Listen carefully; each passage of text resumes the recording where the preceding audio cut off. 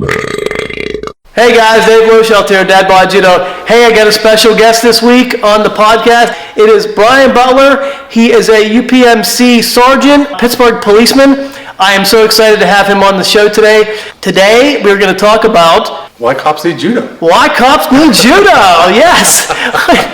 Okay, so I welcome Brian. Brian, welcome to the show. Hey, thanks for having me. So listen, I've been meaning to talk to you about this for a long time, and I'm really curious. I know a lot of cops. I have a lot of friends that are cops, and a lot of them take jiu-jitsu, judo. They're really into it, but a lot of them don't do other martial arts. Mm-hmm. They do, just judo and jiu-jitsu primarily.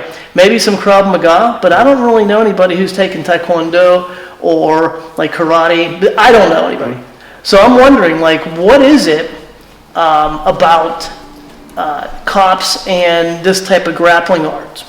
Well, I guess first I agree with you that when you do hear about cops doing martial arts, it usually is jiu-jitsu or judo. Mostly jiu-jitsu. That seems to be the popular thing, as we all know. Anybody in martial arts knows that jiu-jitsu is the big thing right now. But yeah, you're right. You don't really hear about guys doing taekwondo or anything like that, or maybe they do, but you don't really hear about it because it's not really applicable. Because really, with the striking arts, when you look at what we see kind of out in the world, right? When we see these videos of police use of force, when we see police officers using strikes, it looks really bad. Even if it might even be within their policies. Certain open hand strikes are actually allowed. Mm-hmm. But when the public sees it, they don't quite understand that. So there is a gap between, or maybe not necessarily a gap, but there's a sort of this disconnect between police policy and what is okay according to policy versus what is okay by the standards of the general public. Mm-hmm. And so I think that's why you don't, maybe that's one of the reasons why you don't see a lot of police officers, saying, hey, I do Muay Thai and I'm going to go use my Muay Thai or I'm going to use my Taekwondo to go apprehend the suspect. And then that's the other issue, is the fact that those types of martial arts, Muay Thai, Taekwondo, boxing, kickboxing, those are striking arts. Those really aren't going to help you with getting a hold of someone, subduing someone, and getting handcuffs on them, unless you plan on doing like a spinning head kick and knocking them out and then putting the handcuffs on. But if you're doing that, you're not going to have a very long career. And you're most likely going to end up in prison yourself with people that you probably arrested. So I don't recommend police officers go down that road. So if they are going to learn martial arts, it should be jiu-jitsu or judo. And maybe I'm a little biased, but I would say judo is actually probably the more effective when it comes to martial arts. I think it's the most effective martial art when it comes to being a law enforcement officer and doing what we do in terms of apprehending and controlling people in a safe, effective way. How long have you been doing it? A police officer or a judo? Police officer. A police officer? I've been a police officer for 12 years. What got you into it? When I was younger, it's always a story I remember. When I was a kid, I grew up in McCandless, and McCandless isn't what it is now. McCandless is like this booming metropolis when it comes to like suburbs. It's like the suburb. But when I was a kid growing up in like the 80s, 90s, it was just kind of a quiet little town for the most part.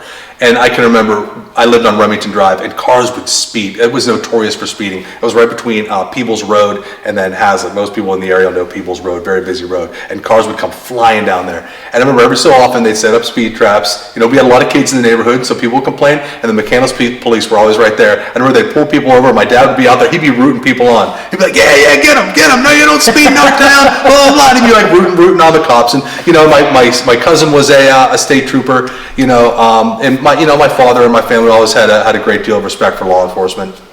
And my grandfather was also in the military, which many people's grandfathers were. So when it came to like military and law enforcement, my cousin was also a Marine too. So we have a lot of military and police in our family. I have another cousin who's also a paramedic. So we're a big first responder family. So that probably had something to do with it. So judo. So you become a cop. Mm-hmm. Did you do judo before or after? I did it before. So my judo journey is kind of unique. So I wrestled when I was a kid. I wrestled. I was on North Allegheny's junior wrestling team. That was very brief though. Mm-hmm. I was in elementary school, so I didn't go on to do JV or varsity or anything like that. Mm-hmm. But I did have a little bit of a background, and I liked to wrestle around when I was a kid. So my mom put me in wrestling when I was real young. Then I moved on to football. Played baseball too. I was pretty good at both. And then by the time I was like a sophomore, I was pretty much out of sports completely. I went into like a music phase. I grew my hair out. I was a hippie for a second. You had hair? I had hair, yeah, if you can believe that. Yeah. I swear I have photographic evidence. I did have hair at one point. And yeah, so I went through like a little music phase. I was really into music for a while, and that actually brought me out to California. So but I got out of that when I was out in San Diego. I don't know what I was doing. I was going to be a rock star or something. I have no idea. I was 19. I was stupid. I was a dumb kid. But I eventually decided I want to get back into athletics and get back into sports. And so I found this gym was called the Boxing Club. And despite its name, it did everything. It wasn't just boxing. It was mixed martial arts. It was judo, jiu-jitsu, grappling, Muay Thai. Like they did a little bit of everything. And there was a guy that trained there. His name was Shannon Gugarty. And Shannon, if you're one of like the 10 people that are going to see this, no, I'm just kidding. I'm sure we get more views than that. Millions. Yeah. If Shannon Gugarty, if he's one of the people that sees this, shout out to him. He was great. He actually fought at UFC 100. He fought the same card as Brock Lesnar and Frank Mir for UFC 100. It was Brock Lesnar, Frank Mir too. Yeah, I think that was the second one that they fought. Yeah, but UFC 100, Shannon fought on that card. And he's basically the one that got me started. We did a lot of, we did pretty much everything no-gi. When I first started with him, again, I was probably late teens, early 20s. I was probably around 20 when I started training with Shannon. And we did a lot of judo techniques. We did a lot of wrestling techniques. We did a lot of submission grappling, BJJ techniques and stuff like that. So we kind of did a well-rounded approach to grappling, but it was all no-gi. So, but even then I can remember, even though it wasn't officially a judo class, I did study the Kodokan. I remember I was obsessed with the Kodokan. Oh, for real? Well, yeah, because I thought it was so cool. Because like with like BJJ terminology and stuff and BJJ moves, like you might go to one class and they'll be like, oh, okay, this is the Kimura and the Americana, and then someone else might call it a key lock, and you might say this is the straight ankle lock, and then someone might go, oh, well, this is the Achilles lock, or side control, cross body, scarf hold, like Kesugatami, or sometimes even a BJJ that use the judo terminology. So there was all these different terms that they used in different classes and stuff like that. But what I loved about judo is you look at the code, everything's so organized. Every technique has a name, every position has a name. So no matter where I am, I can be in France, I can be in Russia, I can be in Japan, obviously, I can be in South Korea, America, wherever, and I can go, okay guys, we're gonna do Harai Goshi into Kesugatami into Katagatami. And everybody knows what I just said. It doesn't matter where you are. Yeah, that's so cool. And I always thought that was really cool. So even when I was just doing kind of like a more kind of amalgamated just submission grappling, I was always studying the Kodokan. And then when I came back to PA, I started training with Dave Shim over at Shim's Judo. I don't know if you heard about it. But, North Hills, right? Yeah, he's from the North Hills originally. Yeah, his dad actually knew Grandmaster Kim very well. He knew Q-Hop very well. Yeah. So then I trained with him, and then I ended up actually getting my black belt with Armstrong County Judo Club under Jeff Johns. I don't even remember when that was. It was maybe 2017, I think. Okay. 2017, 2018, somewhere around there, I think. Okay. Is when I actually got my Shodan. But I've been basically like a judo gypsy. I've been kind of all over the place. I've trained here, and I trained out of Trafford for a while. And again, like I said, trained with Jeff Johns at Armstrong, and did a lot of training out in California as well. So I've been all over. Oh wow! Yeah. California training must be really cool. It was. There was some really cool. I did a course with Dean Lister. I don't know if you remember. For real? Dean Lister did. Yeah, because the boxing club is what it was called. That eventually that turned into something else. I think it changed ownership and they changed the name. I think it turned into like Lava Fitness or something. And they were trying to market it as more like a fitness type club, but they still did the martial arts. And then Shannon Gugarty, who I was training with, he ended up going to a place called Throwdown Martial Arts. And that's where Dean did a seminar, and I went in there and sat in on a seminar that he did. He doesn't know me or anything like that. I'm not trying to name drop Dean Lister. He has no idea who I am. I was just one of. He just texted you. Yeah, exactly. Yeah. I was like one of like thousands of people that have attended. You did Thanksgiving at his family's house, right? Yeah, right. Yeah, I was over there for Thanksgiving. No, he doesn't know me or anything, but I happened to be at one of his classes, which that was the cool thing about like in the early 2000s, or actually I guess this would have been like maybe mid to late 2000s. The MMA scene and the martial arts scene in Southern California was really cool. Yeah, that's awesome. So, but that's kind of my roundabout, story about how I got started with judo and grappling and martial arts. And like I said, I've been all over. I'm basically. That's cool. So get back into cops and judo. Oh yeah. What techniques do you think are the best techniques to learn for a police officer in relation to judo itself? Yeah, so probably the best techniques are going to be your ashiwaza techniques.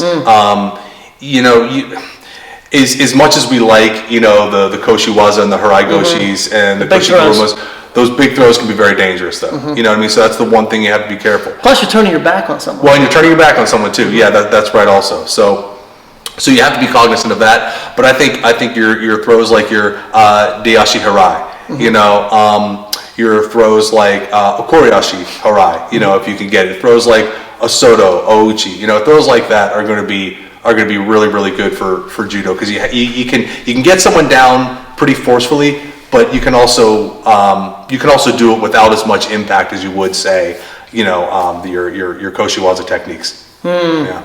You ever use it? Yeah, I have actually. Yeah, we had a.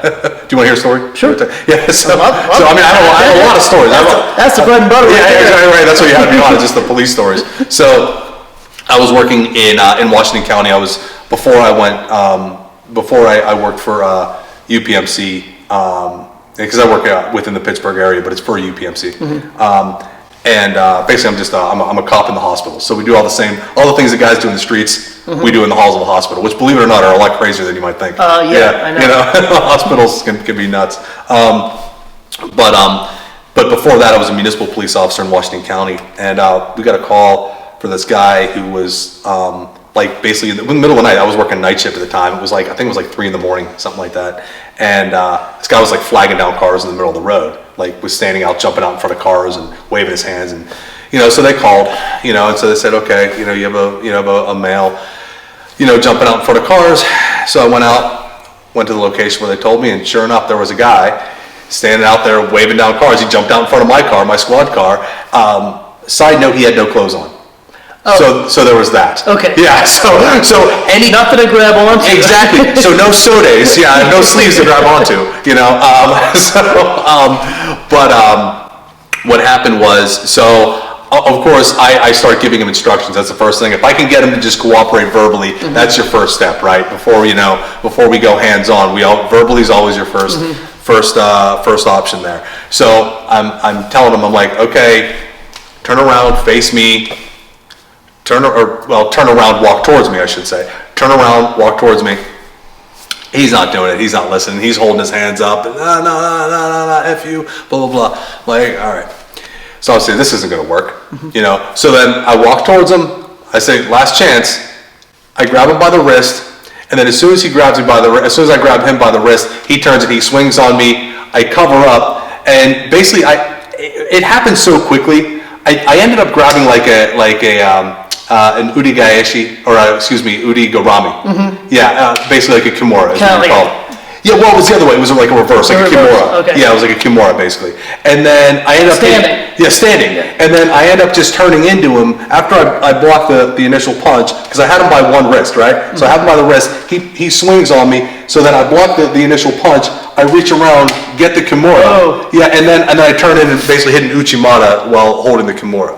Oh man. Yeah. He was a big boy too, so I was kind of I felt okay throwing him with that. If he was a little smaller, I probably would have maybe taken him down a little differently. Yeah.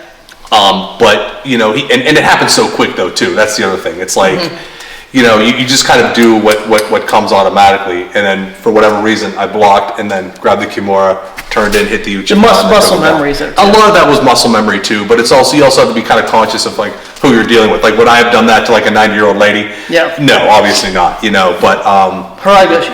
What's that? For the old lady, harai goshi. Oh yeah, uranage. Yeah, I'm sure that would go over well. Yeah. Yeah. So what's the difference between the training you get at judo and the academy? How different is that? Well, yeah, this is it's kind of a pet peeve of mine with police training, and this is where like your viewers are probably going to get mad. They're going to be like, he's an anti-cop guy. Well, no, I'm not. Trust me, I'm anything but. But like I do have a lot of, if I'm being honest, I do have a lot of problems with like the type of training that police officers do, or lack thereof, rather, when it comes to martial arts and grappling. So in the academy, when I went through in 2011, there was very, very little hand-to-hand combat training. There just wasn't that much. And what little we had was good, don't get me wrong, because we actually had the gentleman training was, I believe he was a purple belt in jiu-jitsu. But there were some other people, there were so many people that had their hands in it. But really, as far as like the actual hands-on like grappling, we didn't really do a lot of that. It was really a lot of kind of, in my opinion, a lot of old and dated techniques. And it was kind of like techniques that I just don't think would really work today. And I'm not dogging the Allegheny County Police Academy. They're a phenomenal academy. I would recommend anybody who wants to be a police officer go to the Allegheny County Police Training Academy. And in fact, I think they've actually stepped it up a little bit with the jiu-jitsu. From what I heard, they actually do a lot more like live, like rolling. Oh, do they? And yeah, they do a lot more of that now. But when I went through, not so much. We did a little bit here and there because, like I said, we had one of the administrators or one of our instructors who wasn't necessarily in charge of all the defensive tactics, only like small portions of it. He would every now and again, like I said, I think he was a BJJ purple belt. He would come in and he would have us like do some rolls here and there, but not nearly as much as I think that they probably should have done. Yeah. For the training. Yeah, but I think they're stepping up now. I always use an analogy like this when it comes to law enforcement and like why we should be learning judo, jiu-jitsu. We should be understanding, different submission holds and throws and takedowns and pins. The reason we need to understand this, the reason it's so important, is because I always ask people. I say, okay, if I were to like ask a group of people, in a police academy class or just any random group of people, and say, okay, how many of you were formally trained quarterbacks in varsity, JV, college? How many of you had formal quarterback training?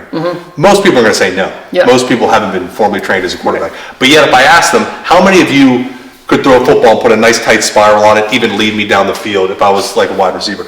Almost anybody can do that.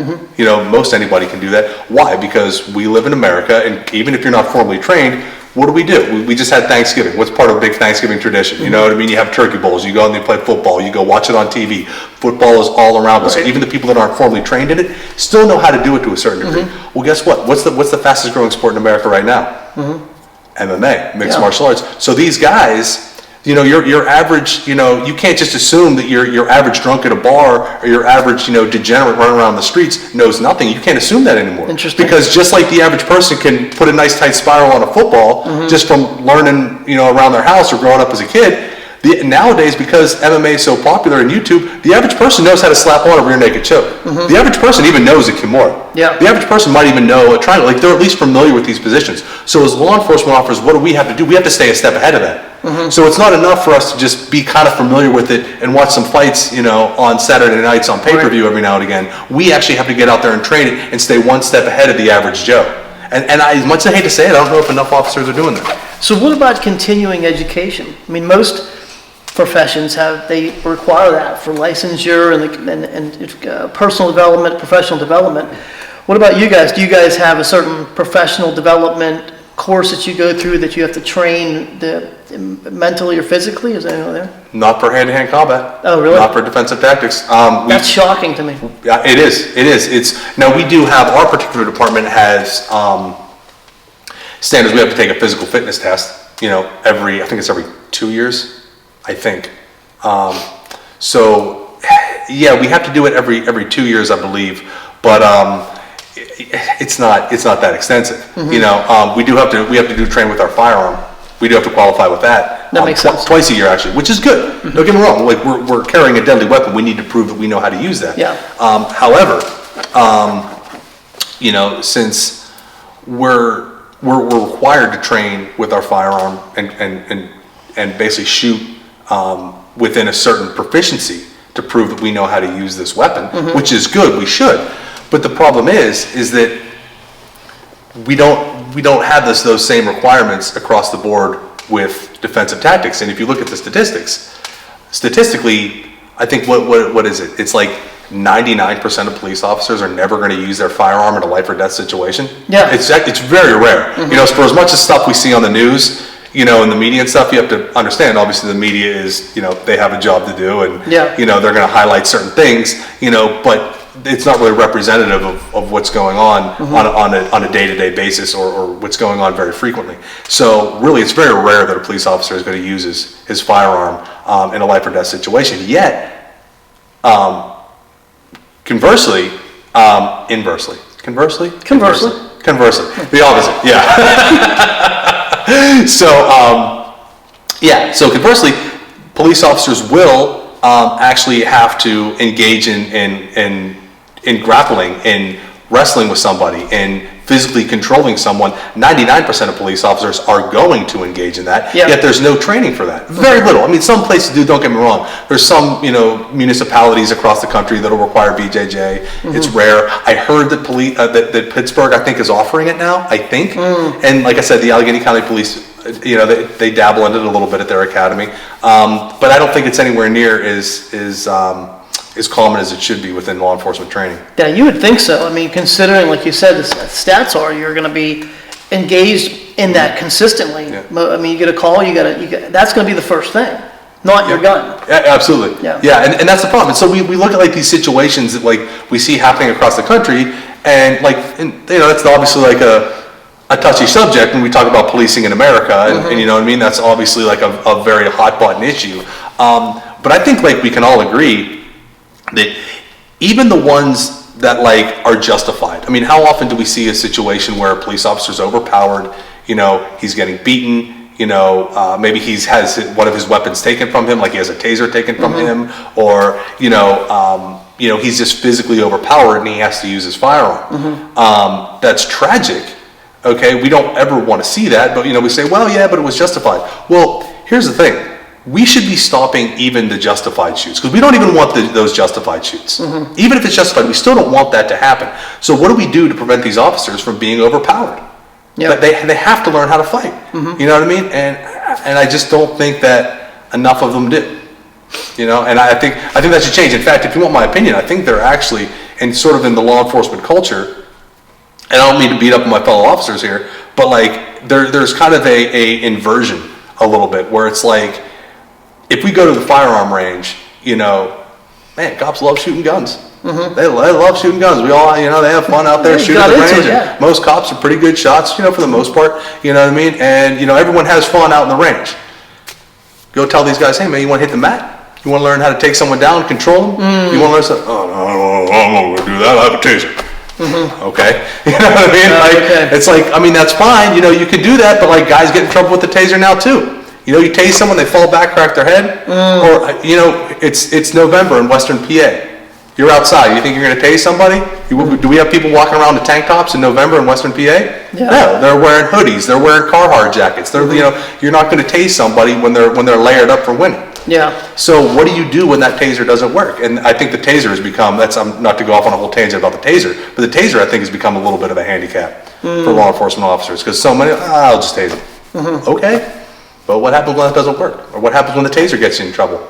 And I'm not saying that there's no place for the taser. I'm not saying that, you know, officers shouldn't be well equipped, you know, but your first line of defense should be verbal, like I said before. Your verbal judo, you've heard that term? Oh yeah, there's a book on it, and then actual judo, at least in my opinion, actual judo, you know, and I'd like to see more of it, but the good news is that I think it is becoming more prevalent. Maybe not necessarily judo, I think jiu-jitsu more so. Jiu-jitsu seems to be like the popular one, but at this point, I mean, I'll take it, you know what I mean? You know, it does seem to be becoming more prevalent within law enforcement. Especially when you have to handle somebody and get them in a hold and things like that. That makes sense. Yeah, absolutely. You know, the judo is more dynamic. It's more throws, and you can take them down type of thing. But you got to hold someone down. Jiu-jitsu is pretty good art. Well, right, and I think the problem, jiu-jitsu is good, but like the problem is I think jiu-jitsu,